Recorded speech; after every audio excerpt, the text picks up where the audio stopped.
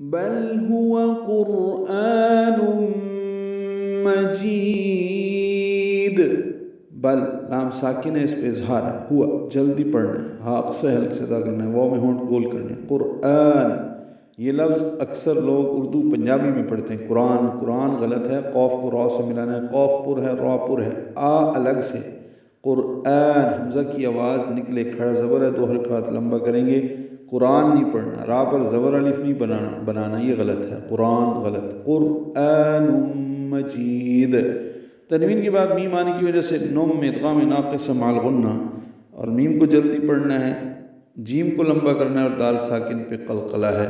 مجید آگے ملانا ہو تو مجیدوں فی لوح پڑھیں گے. ویسے بھی لوگ لفظ قرآن استعمال کرتے ہیں، یہاں پہ قرآن مجید عزت کے تحت آیا ہے تو دونوں کہنے چاہیے. بل هو قرآن مجید، یعنی قرآن مجید یا قرآن کریم کہنا چاہیے. بلکہ یہ قرآن بہت بلند پایا ہے.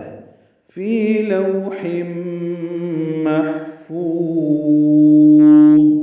اگر یہ آیت پچھلی آیت کے ساتھ ملا کر پڑھنی ہو تو بل هو قرآن مجید فی لوح محفوظ.